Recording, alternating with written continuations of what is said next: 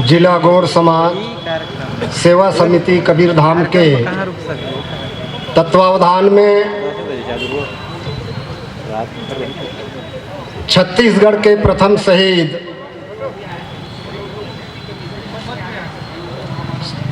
वीर नारायण सिंह शहादत दिवस रेंगाखार के पावन भूमि में सम्मानित संतोष ध्रुवे जी वो आप आए और अपना मंचासीन होंगे, बिरकोना से आए हुए हैं, आप आए और स्वागत आपका। आज के इस शहादत दिवस के कार्यक्रम के मुख्य अतिथि सहसपुर लोहारा राज के राजा खड़गराज सिंह जी आज के इस कार्यक्रम के अध्यक्षता कर रहे सर्व आदिवासी समाज जिला इकाई कबीरधाम के जिला अध्यक्ष भाई प्रभाती मरकाम जी,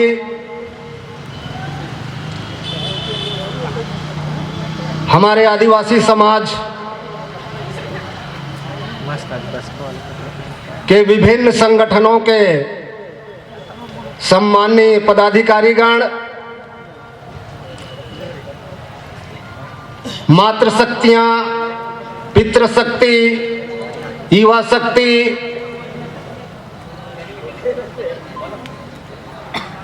पंडाल में विराजमान आज के इस कार्यक्रम में इस कार्यक्रम को सफल बनाने के लिए उपस्थित सभी को मैं सादर सेवा जोहार अर्पित करता हूं। तत्पश्चात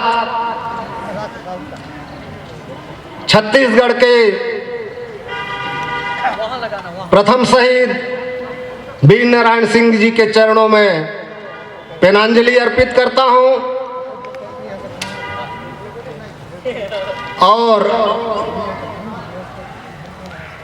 इस कार्यक्रम को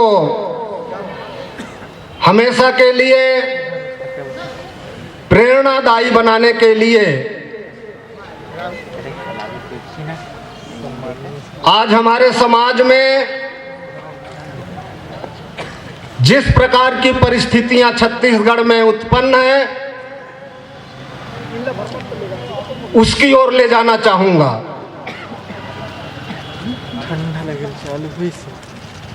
हमारे प्रथम वक्ता ने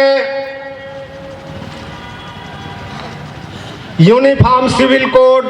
का उल्लेख किया।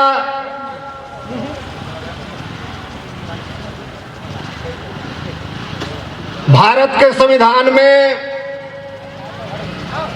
परम पूज्य बाबा भीमराव अंबेडकर के द्वारा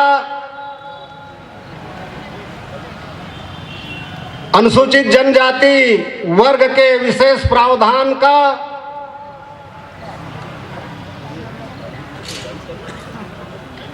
जो उल्लेख किया गया था उसके संदर्भ में आज संक्षिप्त में हम चर्चा कर लें। अनुच्छेद 13(3) का उल्लेख भाई आस्करण धुर्वे ने किया, जिसके तहत हम लोगों को विशेषाधिकार चर्चा नहीं होगी ना, रूढ़ी परंपरा का मिला हुआ है। नाश्ता करके आ जाते बोले 19 सितंबर 2022 हमारे वर्ग के लोगों के लिए माननीय उच्च न्यायालय बिलासपुर के द्वारा हमारे शिक्षा, नौकरी और हमारे समाज को जनसंख्या के आधार पर जो संवैधानिक अधिकार प्राप्त हुआ था, छत्तीसगढ़ बनने के पश्चात उस पर किसी भी प्रकार की गंभीरता से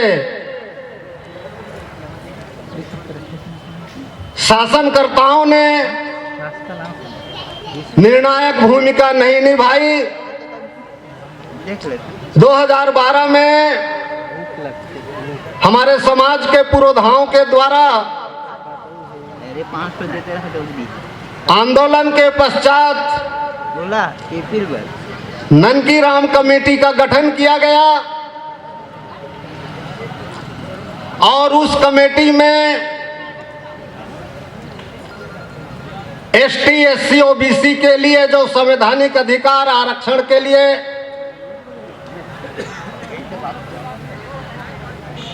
अनुशंसा की गई और उस अनुशंसा में एक टिप डाल दिया गया कि सुप्रीम कोर्ट के जजमेंट के आधार पर छत्तीसगढ़ में आरक्षण की सीमा 50% से ज्यादा नहीं होना चाहिए।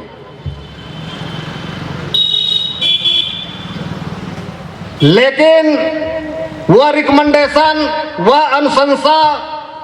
58% का था, जो कि 19 सितंबर 2022 को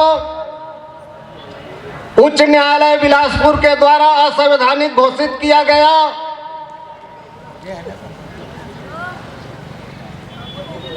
समाज के पुरोधाओं के द्वारा, जिसमें सर्व आदिवासी समाज छत्तीसगढ़ के द्वारा जगह जगह पर बैठकें की गई, धरना प्रदर्शन किया गया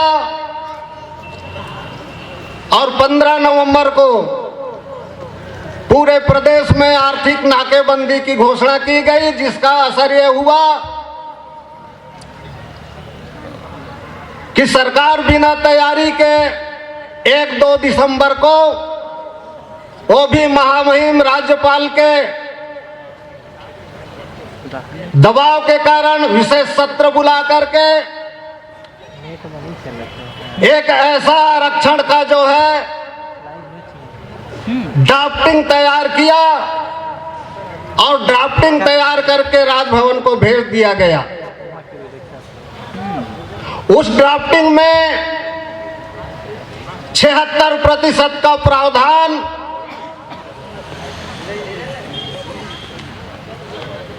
उसको संवैधानिक रूप से दबाव पूर्वक अनुशंसा करने के लिए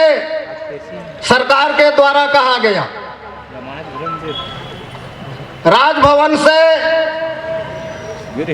महामहिम राज्यपाल ने 10 बिंदुओं का एक प्रश्न सरकार को भेजा और उस 10 बिंदुओं का जब तक के त्वरित उत्तर नहीं आएगा, उसके साथ में एक चीज जोड़ दिया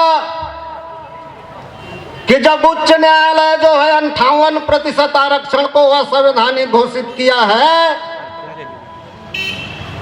तो छत्तीसगढ़ में 76% आरक्षण वैध कैसे होगा। हमारे समाज को अब एकजुट होने की जरूरत है। हमारे समाज में हम देख रहे हैं कि एक ही मुद्दा को लेकर के अनेक संगठन धरना प्रदर्शन आंदोलन कर रहे हैं। सर्व आदिवासी समाज सभी संगठनों से, सभी आदिवासी संगठनों से लगातार आह्वान करती रही है कि जब तक हम एक मंच में नहीं आएंगे, हमारा संवैधानिक अधिकार जो है हनन होता रहेगा। और आज के इस रेंगाखार के कार्यक्रम में यहां पर जितने भी संगठन के हमारे लोग आए हुए हैं, उनसे हम बार बार अनुरोध करेंगे कि आप एक मंच में आइए। अलग अलग मंच में आकर के आंदोलन करने से सफलता नहीं मिलेगी। अलग अलग मंच से आंदोलन करने से हमारे आने वाली नई पीढ़ी को आप क्या मार्गदर्शन देंगे, क्या दिशा निर्देश देंगे? आज हमारे प्रथम वक्ता ने कहा कि इस देश में हर ओर हमारे विरोधी लोग पैर जमाए हुए हैं और आज छत्तीसगढ़ में अफरा तफरी की स्थिति हुई है। अनुसूचित जनजाति का भाई एससी को दोष देता है, एससी भाई अनुसूचित जनजाति को दोष देता है, ओबीसी भाई दोनों को दोष देता है और यहां तक कि अभी सामान्य वर्ग के लोग भी जगह जगह अनेक मंचों से ज्ञापन सौंप रहे हैं कि आरक्षण की जो प्रथा है वही बंद होना चाहिए। लेकिन जब भारत के संविधान में 22 भागों में से 12 भाग का 244(1) 5वीं अनुसूची, 6वीं अनुसूची, पेशा 1, अनुच्छेद 340, अनुच्छेद 341 और अनुच्छेद 342 हम इस मंच के माध्यम से गुजारिश करेंगे कि आप लोग जब तक के छत्तीसगढ़ में एक सर्वमान्य मंच के अंदर नहीं आएंगे तब तक हम लोगों की भला नहीं हो सकती। अपनी अपनी डफली, अपना अपना राग यदि बजाना चाहते हैं तो ये आने वाली पीढ़ी के लिए दोगलई होगी। हमारे बच्चों का भविष्य अधर में लटका रहेगा। यदि अपने बच्चों का भविष्य सुरक्षित करना है, सुनहरा करना है, संवैधानिक अधिकार को एसटी के लिए यदि बचा के रखना है तो सभी संगठनों को एक मंच में आना पड़ेगा। इसी आह्वान के साथ मैं आह्वान करते हुए अपनी वाणी को विराम देता हूं और समाज को चिंतन करने के लिए और मनन करने के लिए मैं अपनी बातों को अग्रेसित करते हुए अपनी वाणी को यहीं पे विराम देता हूं। जय छत्तीसगढ़, जय आदिवासी, जय मूल निवासी।